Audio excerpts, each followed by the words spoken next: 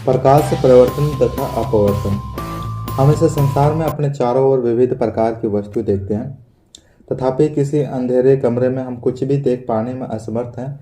कमरे को प्रकाशित करने पर चीजें दिखने लगती है।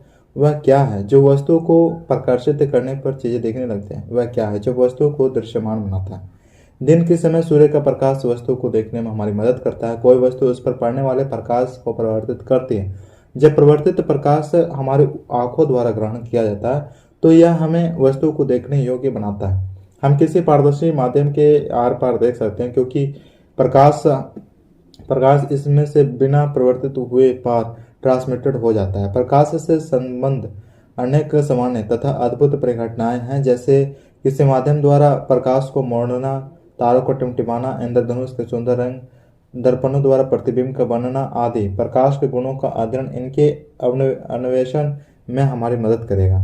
अपने चारों ओर कुछ सामान्य प्रकाशिक परिघटनाओं को देखकर हम इस निष्कर्ष पर पहुंचते हैं कि प्रकाश सरल रेखाओं में गमन करता हुआ दिखाई देता है। यह तथ्य कि एक छोटा प्रकाश स्रोत किसी अपारदर्शी वस्तु की तीक्ष्ण छाया बनाता है, प्रकाश से एक सरलरेखीय पथ की ओर इंगित करता है, जो प्राय प्रकाश किरण कहलाती है। यह भी जानिए, यदि प्रकाश के पथ में रखी अपारदर्शी वस्तु बहुत छोटी हो तो प्रकाश रेखा में गमन करने के बजाय इसके किनारों पर मुड़ने की प्रवृत्ति दिखाता है। इस प्रभाव को प्रकाश का वितरण कहते हैं। तब तक प्रकाशिकी जिसमें सरलरेखीय व्यवहार के आधार पर किरणों का प्रयोग करते हैं असफल होने लगती है।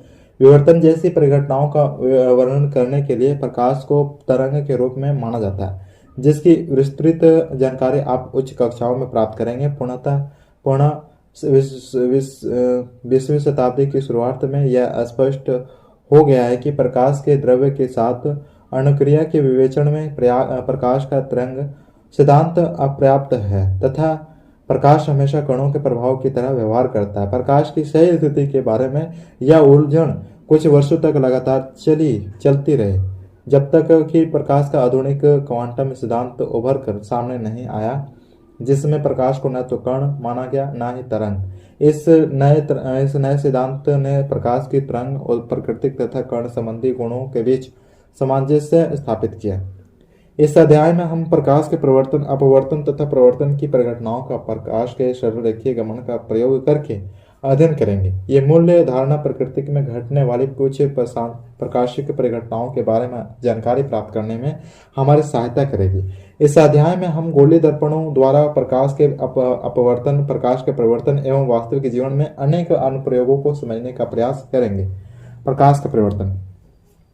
प्रकाश का परिवर्तन उच्च कोटि की पॉलिश किया हुआ पृष्ठ जैसा कि दर्पण अपने पर पड़ने वाले अधिकांश प्रकाश को परिवर्तित कर देता है। आप प्रकाश के परिवर्तनों के नियमों के बारे में पहले से ही पढ़ चुके हैं। आइए इन नियमों का याद करें।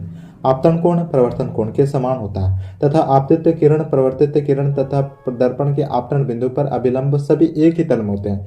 परिवर्तन के ये नियम गोलीय पृष्ठों के साथ साथ सभी प्रकार के परिवर्तक पृष्ठों के लिए लागू होते हैं। आप समतल दर्पण द्वारा प्रतिबिंब के बनने के बारे में जानते हैं। प्रतिबिंब की क्या विशेषता है? समतल दर्पण द्वारा बना प्रतिबिंब सदैव सीधा तथा आभासी होता है। प्रतिबिंब का आकार बिंब वस्तु के आकार के बराबर होता है। प्रतिबिंब दर्पण के पीछे उतनी ही दूरी पर बनता है जितनी दूरी पर दर्पण के सामने बिंब रखा जाता है। इसके अतिरिक्त प्रतिबिंब पार्श्व परिवर्तित होता है। यदि परिवर्तक पृष्ठ वक्रित हो तो प्रतिबिंब किस प्रकार के बनेंगे? आइए देखें। क्रियाकलाप 1, एक बड़ी चमकदार चम्मच लीजिए। इसके वक्रित पृष्ठ में अपना चेहरा देखने की कोशिश कीजिए। क्या आप प्रतिबिंब देख पाते हैं? यह बड़ा है या छोटा? अब धीरे धीरे चम्मच को अपने चेहरे से दूर ले जाइए। प्रतिबिंब को देखते रहिए। ये कैसे बदलता है? चम्मच को पलटिए तथा दूसरे पृष्ठ से क्रियाकलाप को दोहराइए। अब प्रतिबिंब कैसा दिखता है? अब दोनों पृष्ठों पर प्रतिबिंब के अभिलक्षणों की तुलना करें। चमकदार चम्मच का वक्रित पृष्ठ एक वक्रित दर्पण की तरह माना जा सकता है।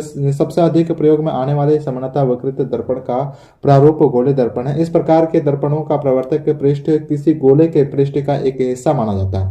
ऐसे दर्पण जिनका प्रवर्तक पृष्ठ गोलीय होता है उन्हें गोलीय दर्पण कहते हैं। अब हम गोले दर्पण के बारे में कुछ विस्तार से पढ़ेंगे। गोले दर्पण का प्रवर्तक पृष्ठ बाहर की ओर या अंदर की ओर वक्रित हो सकता है। गोले दर्पण जिसका प्रवर्तक पृष्ठ गोल के केंद्र की ओर अर्थात अंदर की ओर विकृत है उसे अवतल दर्पण कहते हैं। वह गोले दर्पण जिसका प्रवर्तक पृष्ठ बाहर की ओर वक्रित है उसे उत्तल दर्पण कहते हैं। इन दर्पणों का आरेखीय निरूपण चित्र 1 में किया गया है। इन चित्रों में ध्यान दीजिए कि दर्पणों का पृष्ठभाग छायांकित है। अब आप समझ सकते हैं कि चम्मच का बाहर की ओर उभरा पृष्ठभाग अवतल दर्पण जैसा है तथा चम्मच का अंदर की ओर वक्रित पृष्ठभाग अवतल दर्पण जैसा है। गोलीय दर्पणों के बारे में और अधिक जानकारी प्राप्त करने के लिए पहले आइए हम कुछ पदों टर्मिनस अथवा शब्दों को जानें तथा उनका अर्थ समझें। ये शब्द गोलीय दर्पणों के बारे में विचार करते समय समानता प्रयोग में आते हैं। गोलीय दर्पण के प्रवर्तक पृष्ठ का केंद्र दर्पण के ध्रुव कहलाते हैं।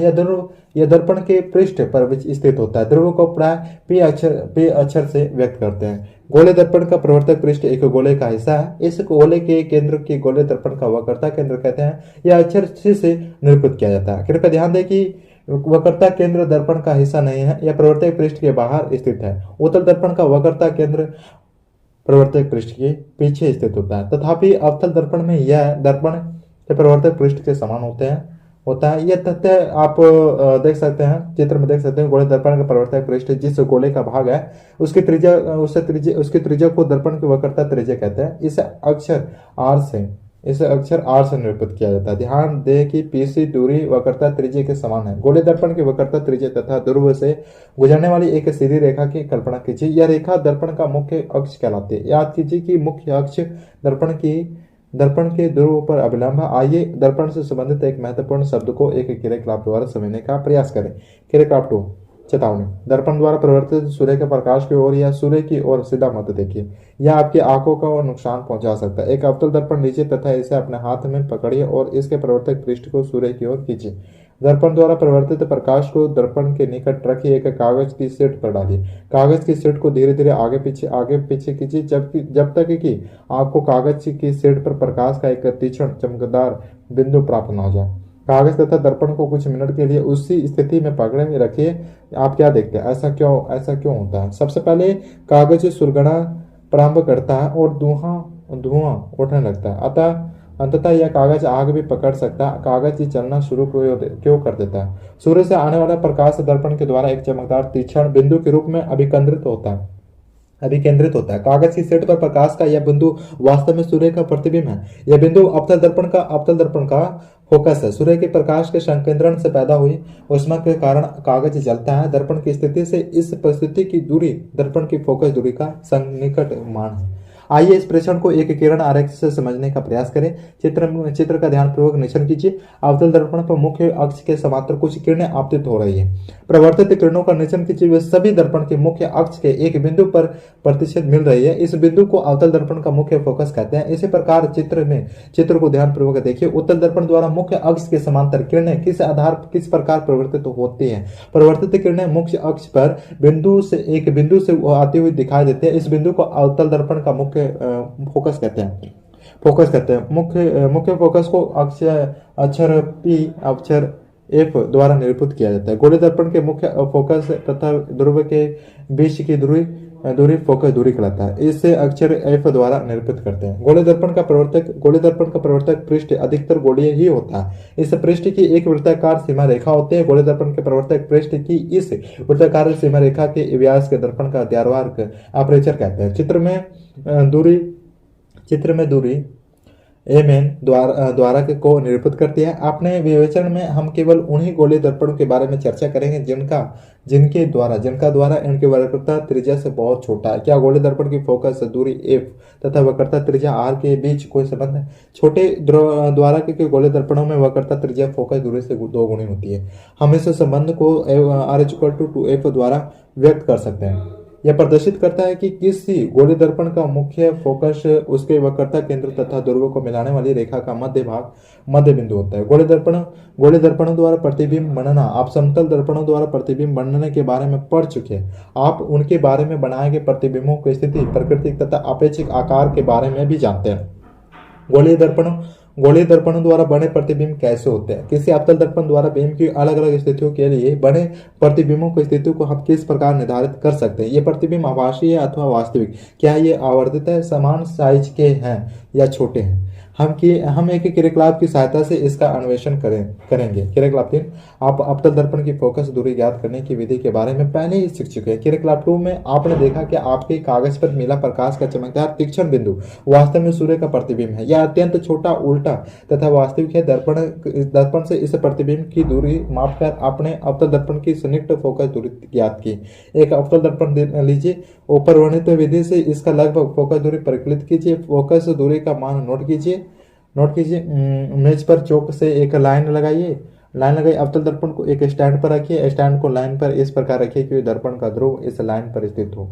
चौक से पहली लाइन के आगे और इसके समांतर दो लाइनें इस प्रकार खींचिए कि किन्हीं दो उत्तरोत्तर लाइनों के बीच की दूरी दर्पण की फोकस दूरी के बराबर हो। ये लाइनें अब क्रमशः बिंदु P, F तथा C की स्थितियों की तनुरूपी होगी। याद रखिए, छोटे द्वारक के गोलीय दर्पण के लिए मुख्य फोकस F वक्रता केंद्र C तथा ध्रुव P को मिलाने वाली रेखा के मध्य बिंदु पर स्थित होता है।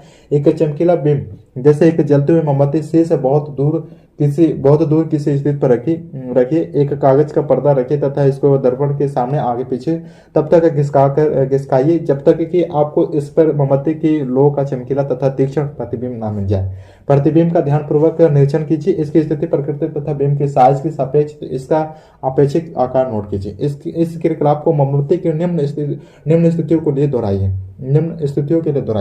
इनमें से एक स्थिति में आप पर्दे पर प्रतिबिंब प्राप्त नहीं करेंगे। इस अवस्था में बीम की स्थिति को अभी निर्धारित कीजिए, तब इसके आभासी प्रतिबिंब को सीधे दर्पण में रखिए। अपने निरीक्षण को नोट कीजिए तथा सारणीबद्ध कीजिए। ऊपर दिए गए क्रियाकलाप में आप देखेंगे कि अवतल दर्पण द्वारा बने प्रतिबिंब की स्थिति प्राकृतिक तथा साइज बिंदु P, F तथा C के सापेक्ष बिंदु की स्थिति पर निर्भर करते हैं। बिंदु की कुछ स्थितियों के लिए बनने वाले प्रतिबिंब वास्तविक है। बिंब की कुछ अन्य स्थितियों के लिए यह आभासी होता है।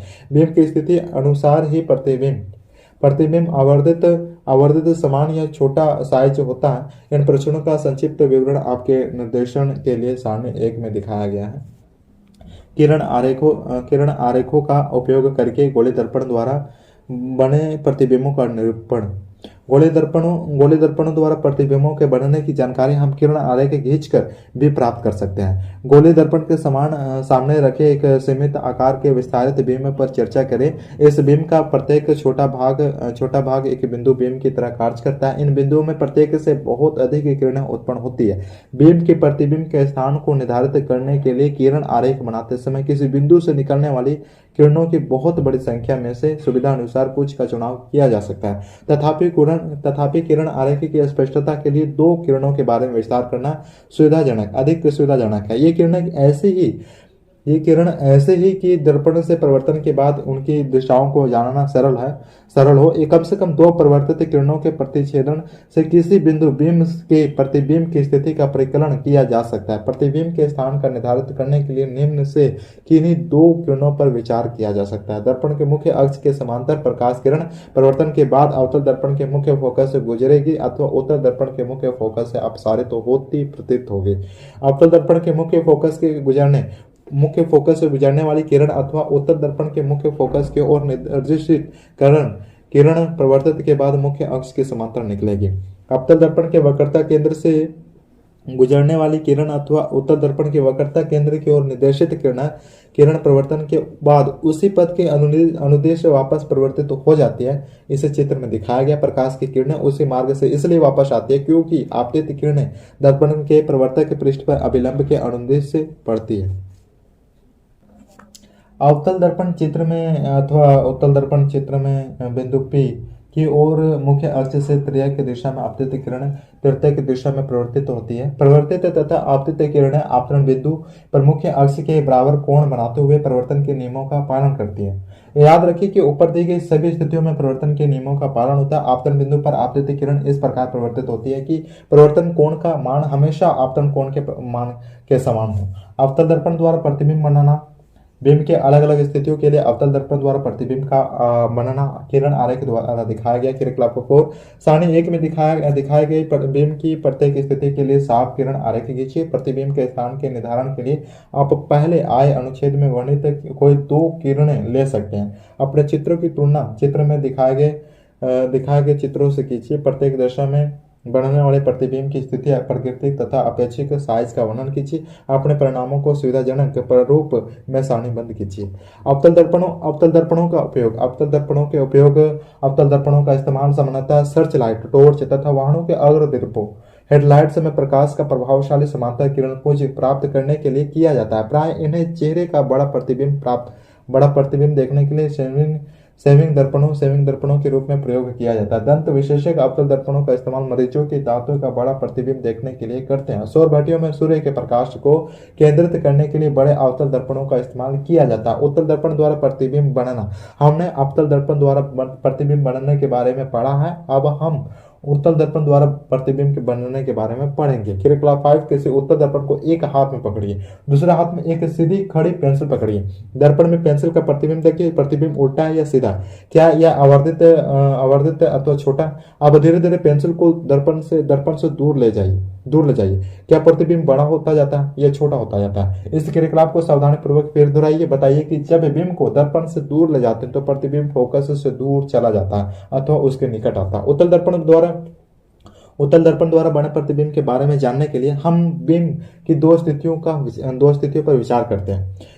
पहली स्थिति में बिंब अत्यंत दूरी पर स्थित है तथा दूसरी स्थिति में बिंब दर्पण से एक निश्चित दूरी पर स्थित है। बिंब की इन दो स्थितियों के लिए उत्तल दर्पण द्वारा बनाए गए प्रतिबिंबों के किरण आरेखों को क्रमशः चित्र में दिखाया गया है। परिणामों का संक्षिप्त विवरण सारणी में दिखाया गया है। अभी तक आपने समतल दर्पण, उत्तल दर्पण तथा अवतल दर्पण द्वारा प्रतिबिंब बनाने के बारे में पढ़ा। इनमें से कौन सा दर्पण किसी बड़े बिंब का पूरा प्रतिबिंब बनाया गया है। आइए एक क्रियाकलाप की सहायता से इसका अन्वेषण करें।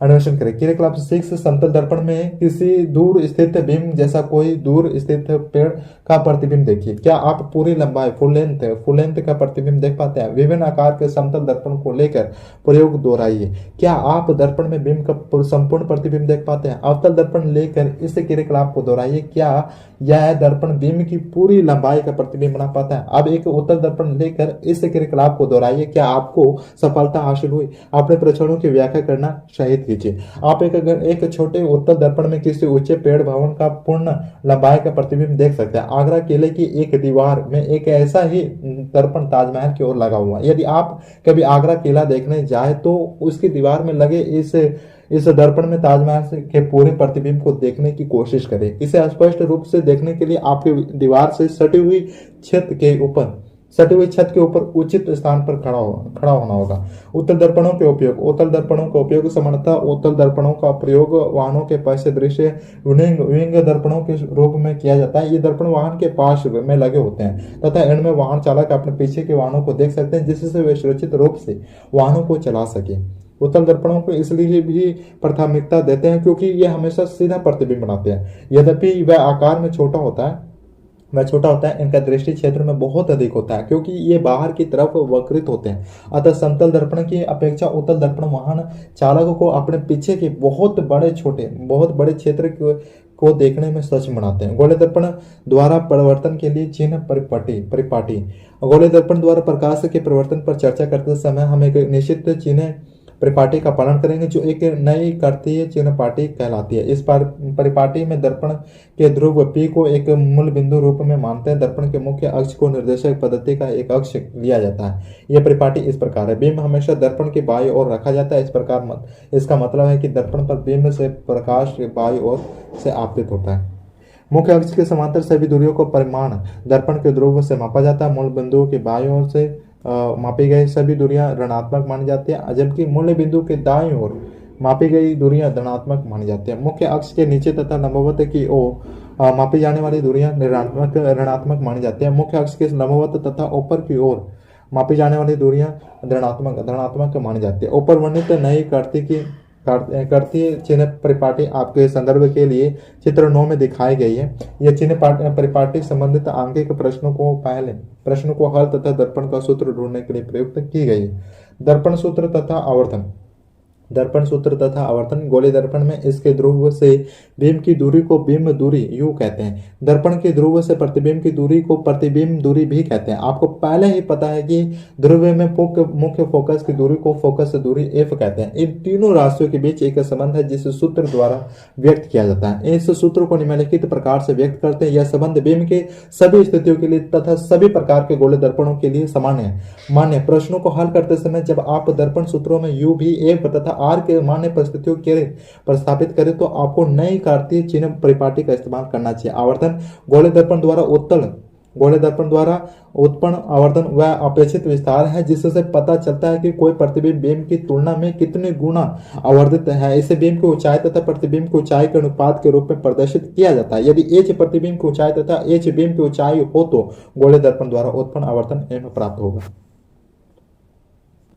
आवर्धन एम प्रतिबिंब दूरी भी तथा बिंब दूरी यू से भी संबंधित है। इसे व्यक्त किया जाता है। ध्यान दीजिए, बिंब की ऊंचाई धनात्मक ली जाती है क्योंकि बिंब हमेशा मुख्य अक्ष के ऊपर रखा जाता है। वास्तविक प्रतिबिंबों के लिए बिंब की ऊंचाई ऋणात्मक लेनी चाहिए, तथापि आभासी प्रतिबिंबों के लिए इसे धनात्मक लेनी चाहिए। आवर्धन के मान में ऋणात्मक चिन्ह से ज्ञात होता है कि प्रतिबिंब आभासी है। आवर्धन के मान में ऋणात्मक चिन्ह बताता है कि प्रतिबिंब वास्तविक है।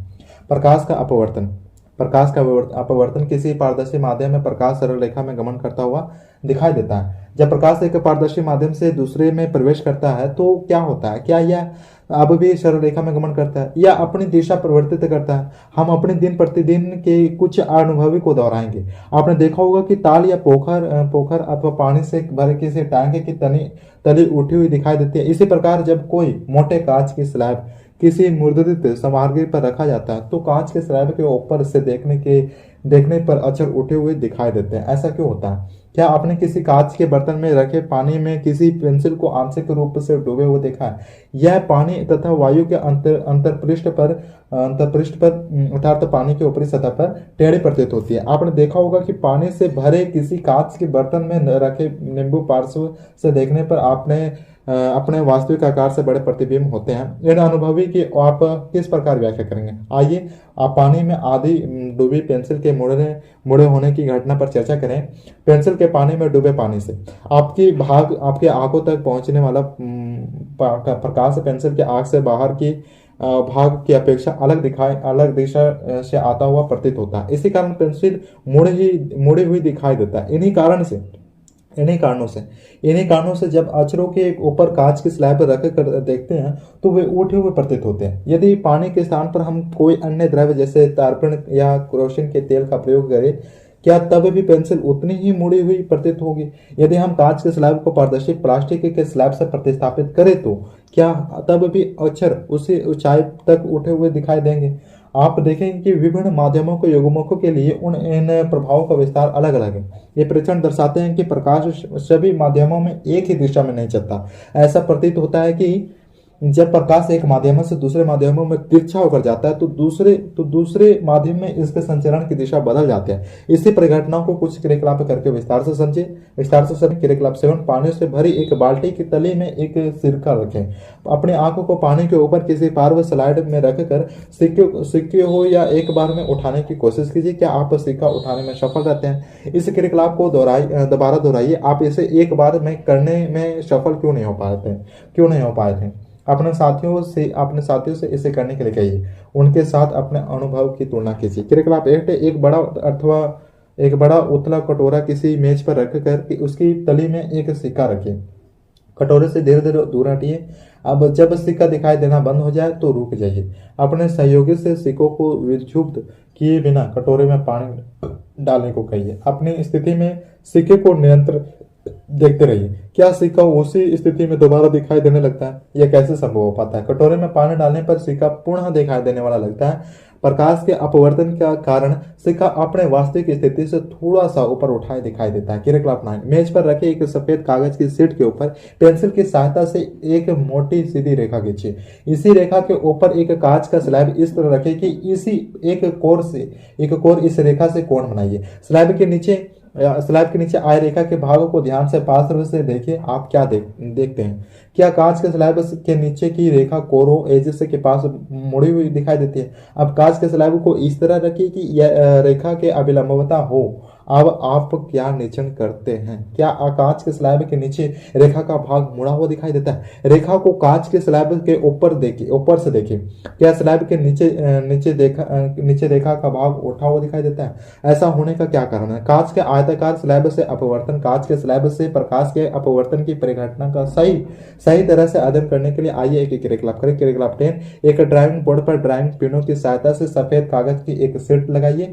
शीट के ऊपर ठीक मध्य में कांच का एक आयतकार स्लैब रखिए। पेंसिल की सहायता से स्लैब की रूपरेखा खींचिए। इस रूपरेखा का नाम ABCD रखते हैं। एक जैसे 4 और पिन लीजिए। मान लीजिए 2 पिन E तथा F ऊर्ध्वाधरता इस प्रकार लगाई गई हो कि पिनों को जोड़ने वाली रेखा कोण AB से कोई कोण बनाती हो।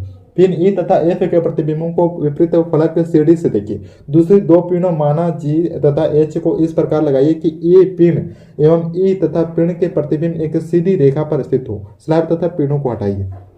पिनों F तथा E की नोकों की स्थितियों को मिलाइए तथा इस रेखा को AB तक बढ़ाइए। मान लीजिए EF AB को बिंदु O पर काटती है। इसी प्रकार पिनों G तथा H की नोकों की स्थितियों को मिलाइए तथा इस रेखा को आगे कोर CD तक बढ़ाइए। मान लीजिए HG CD को O पर काटती है O तथा O को मिलाइए। AF को भी पीक तक बढ़ाइए जैसा कि चित्र 10 में है। चित्र में बिंदु अंकित रेखा द्वारा दर्शाया गया है।